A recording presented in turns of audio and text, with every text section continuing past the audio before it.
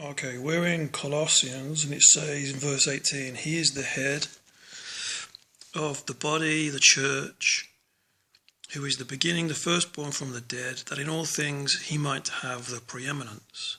Okay, so he's the head of the church, talking about Jesus Christ. Okay, so now we're in the third epistle of John.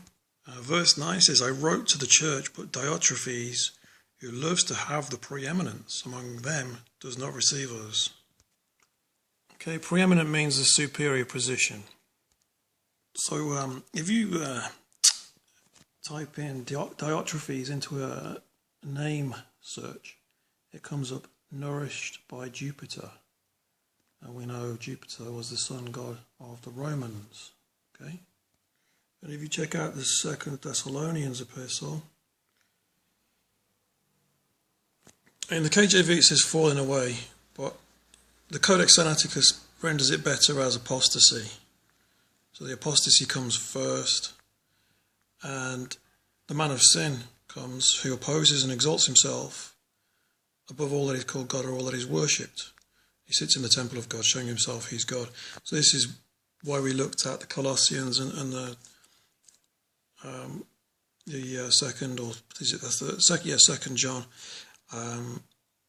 where he's named as Diotrephes, who wants the preeminence. He's in place of Christ, who Christ is the head of the church, as we read in Colossians, the head of the body. So we have here the man of sin, who places himself as God or Christ and sits in that place, showing himself that he's God.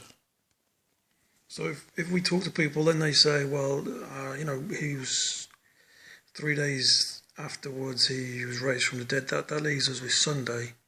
But actually, if you look at Psalm 102, verse 23, and we think about the crucifixion, the verse says, He weakened my strength in the way He shortened my days.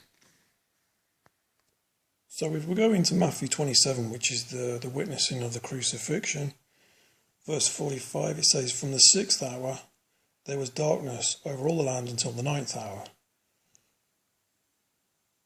Right, so if it went dark, the sun was covered, we see that this is counted as a day. From the rising of the sun at that particular day to then the darkening of that day, the 6th hour to the 9th hour is counted as one night. So we have 1 day and 1 night. And then we have, again, a lightning from the 9th hour. So from the 9th hour of this Friday, which was, it says it was the day of the preparation, from the 9th hour till that sundown, that will be another day. And from sundown through to the next sunrise, which would take you on to Sabbath, that's already 2 days. So then at the sunrise on the Sabbath, which is the next day, you're on day 3. So we've got this written down in a certain text by Clement, and he says, He suffered then at the 6th hour on Friday. And these hours where the Lord was crucified were reckoned a day, and afterwards again there was darkness for 3 hours, and it was reckoned a night, and again from the 9th to the evening 3 hours, reckoned a day, and afterwards again there was the night of the Sabbath of the Passion. Okay. So then it goes to say here in the Gospel of Matthew, it was written at evening on the Sabbath, and then it should say mere Sabbaton here, but they render it first day of the week, and it's about Mary's visit, etc. It says, and again there was the day of the Sabbath, and then 3 hours of the night after the Sabbath, where the Lord slept. And that was fulfilled where he said, the Son of Man was passed 3 days and 3 nights in the heart of the earth, as it is written in the Gospel.